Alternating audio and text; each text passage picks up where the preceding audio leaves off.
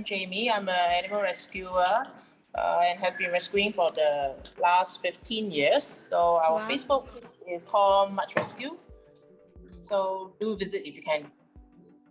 That's great. Okay. We will. Yes, we will. Okay, so we'll move to the first question. So our first question is, what are the challenges faced when you try to rescue animals?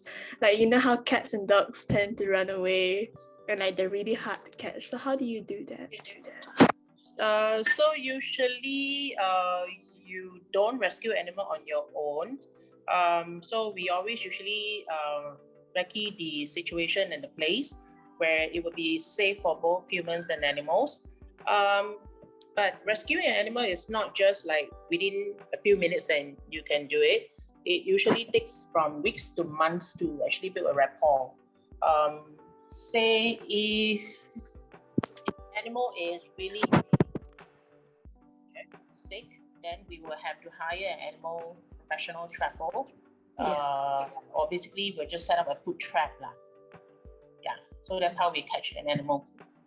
Okay, so the importance of gaining trust also is another factor, right? Yes. Okay.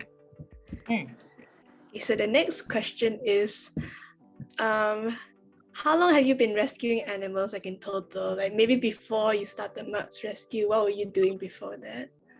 I was actually just helping to foster rabbits and some stray cats. So it's where the fostering of rabbits took me to a journey of rescuing later on. How long would you say you have been like fostering rabbits and, would you count that as rescuing? Yeah, okay. So I've been fostering rabbit for like at least 5 to 6 years. So from there on, I think I get involved with a little bit of rehoming rabbits and then slowly cats. And after that, which I found that, I have a passion in this. So I decided to set up my own rescue team, which is called Rescue. So this go on for like, if you want to add on, is 18 years or so. Wow. So how many people are with you in Much Rescue? We have only 2 main persons, which is me and Belinda. Otherwise, the rest are volunteers, which is like they will come every weekend to help us with the dogs or cats. Oh, that's great. Okay, so the next question is like any particular rescue that stood out to you, like the most memorable ones. Yeah. Okay, the most memorable one will have to be the one that we had our rescue operation in Kalang, where we took out 21 dogs from a small drainage. So that was quite a massive rescue. We took about 6 months. Wow. So how could you like describe your emotions then? Like how do you feel when rescuing those dogs? You mean after rescue or during? Throughout. Maybe throughout. Throughout? Oh, yeah. I think it's fun. It's very healing, and I think you meet a lot of new friends throughout the journey. So I think rescuing actually helps heals a lot of souls. Yeah, that's great. Okay, so the next question is, what made you decide to become an animal rescuer?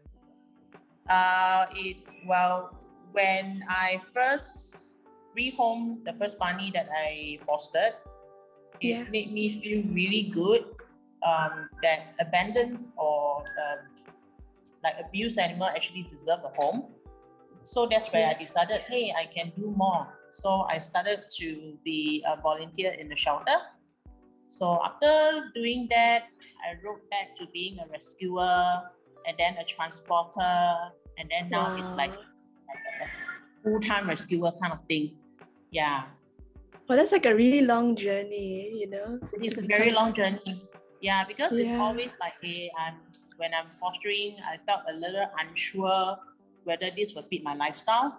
So as time goes on, I think I can. So I stretch myself to become a volunteer.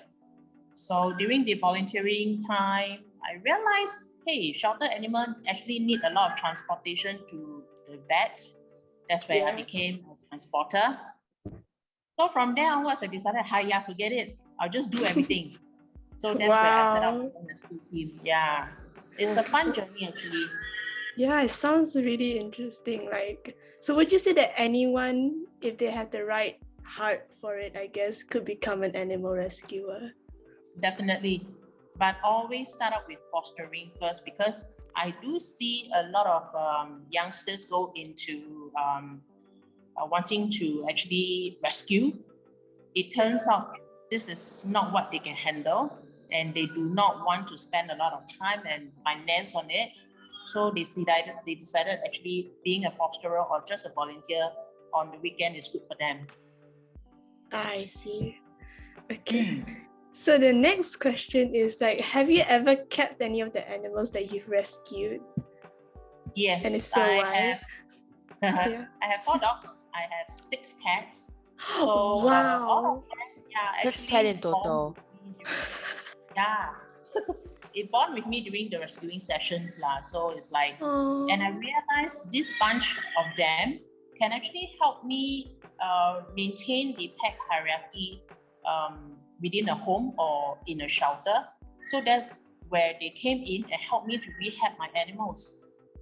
So they socialize with each other. Yeah, so they help me to help them. Wow. So that's where I say they are really good. So that's where I kept them all. So like what are the names of your dogs and cats? Funny names lah. Please let us. I want to know. Yeah, I'm really curious. The name of them. Which one? All of them. Yes, all 10. Okay. So you want their names, right? Yes. Yeah. Okay. So first one is Thambi. So Thambi is an Indian name. So why was he like brother, right? Yes.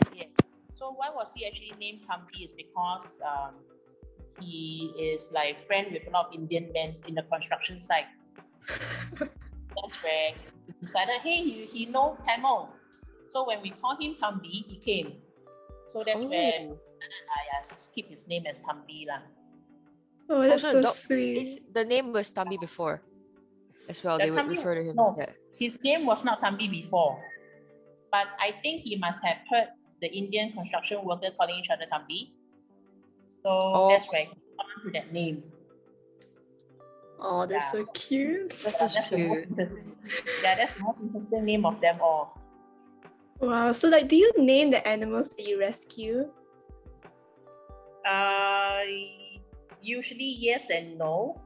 So usually I just call them meow, pet, or blurry. Characters.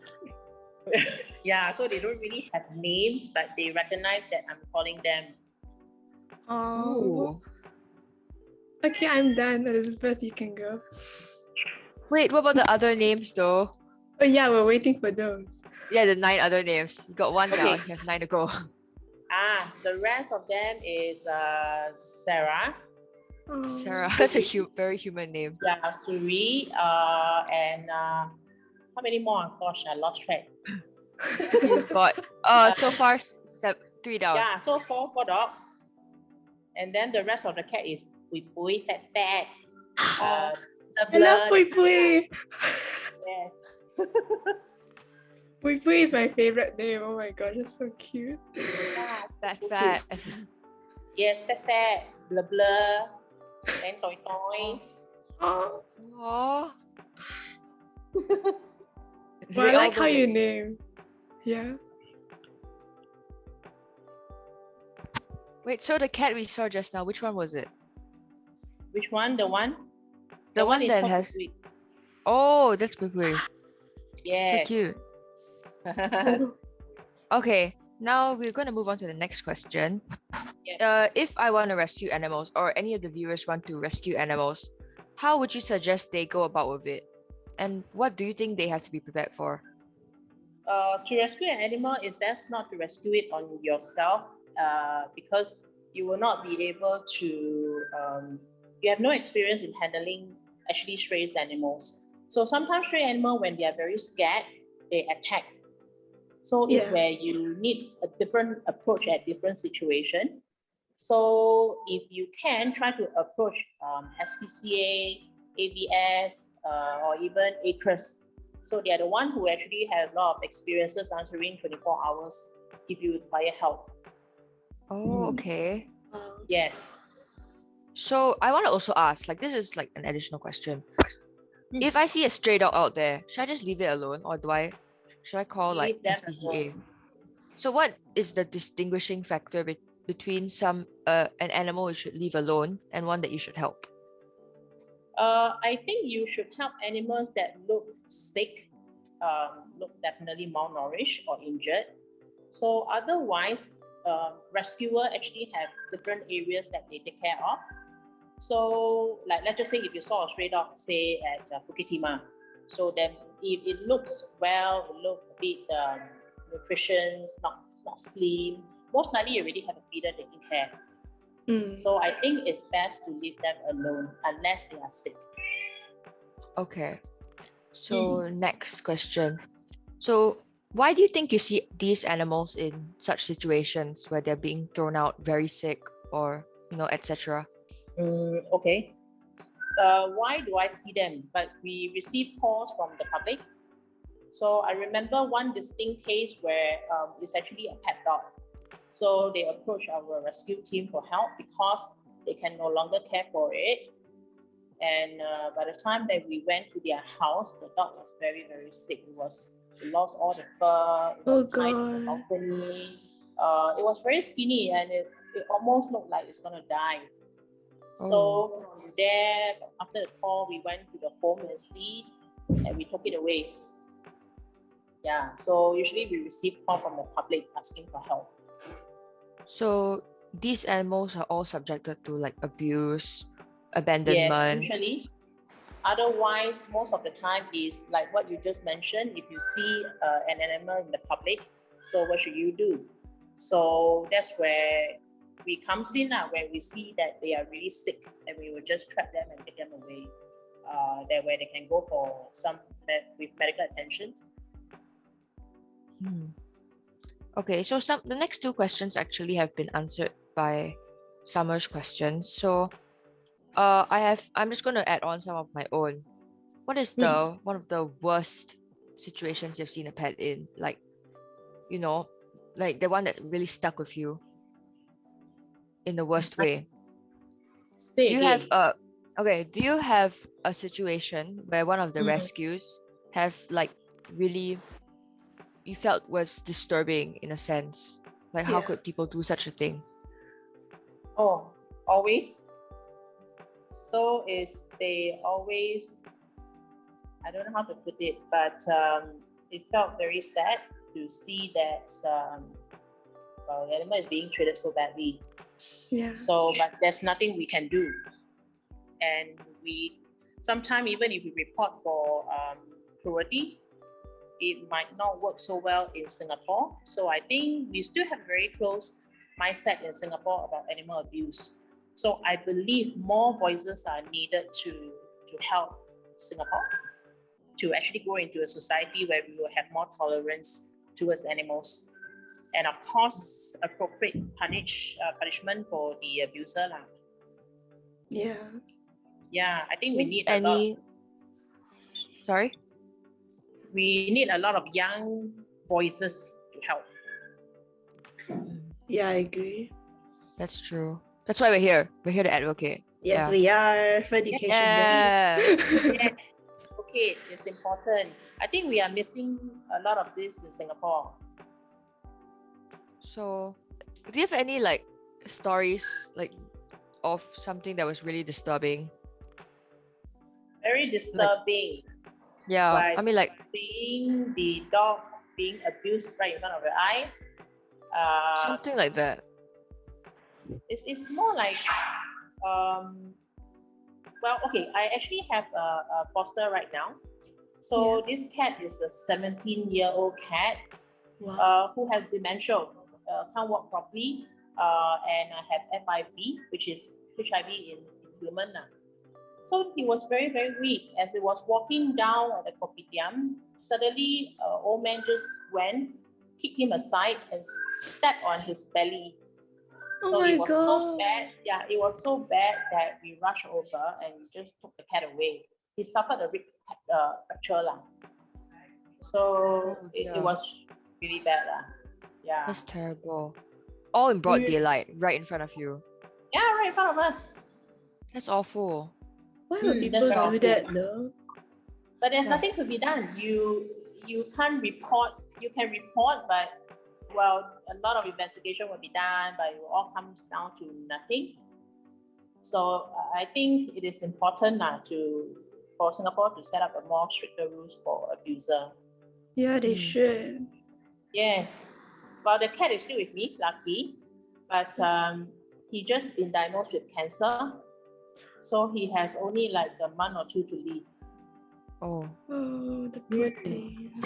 But I am glad he is in our hand now, because I mean, I won't know what happened to him if he's outside, especially now it's like in heavy rain and stuff like that. Yeah. Or if you can help an animal who looks sick outside in your kopitiam or shopping mall or wherever you see them.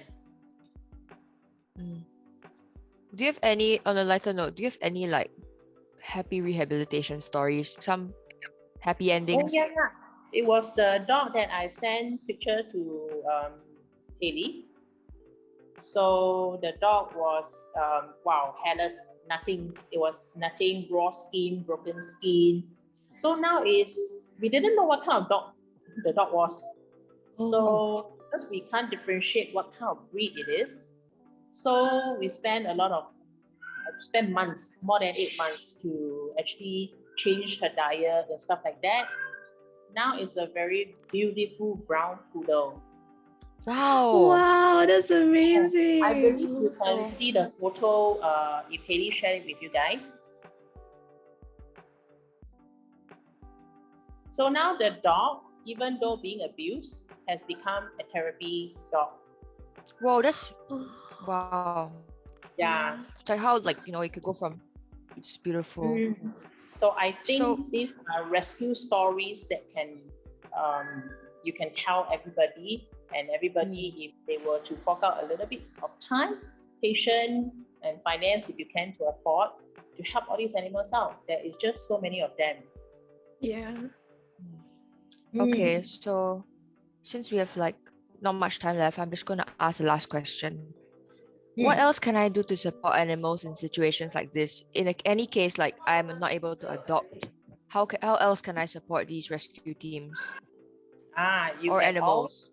Foster, even for a short period of a month or two. I think it's really helpful for the animals to come out of their shell. If you can't foster, you volunteer. So volunteering, dogs in shelters yearn to see humans a lot. So they are always very excited. They will always want to see new people. So I think if you can, you volunteer in the local animal shelter, then, I think that's good enough. That's what everybody can do to help. Is there any way, like, the public, can donate? Go. Sorry, I was going to ask the same thing. Yeah, like, is there any way we can help, like, donate money to help you better rescue these animals? Oh yeah, of course, go to our Facebook. Now we are trying to raise money for our dog who recently became paralyzed. So we needed more funds for her to go through hydrotherapy, acupuncture, even though we know for the fact that she is not going to walk anymore in the future. But acupuncture and hydrotherapy actually help to maintain her back muscles so that it don't go wasted. Yeah. So just check out our Facebook. You will see her. Her name is Indy, the dog. Oh. Okay. So I think that's about it. Do you have anything else to say? No, thank you so much. They're wanting to do all this project. Yeah, and thank you for you for like doing all you do, rescuing all these animals. Yeah. No, thank you so much for having me. Yeah. Yeah, you're like a real hero, You're a hero to us. Aww, yes. You. Aww. Okay, I think we can wrap up now. Okay, thank you for coming here to talk about your experience, Jamie. I'm sure everyone would love to hear about it. Yeah, thanks. Thank We will you help so out and much. put your socials here, like the social handles here. Okay, thank you. Thank you. Bye. Bye.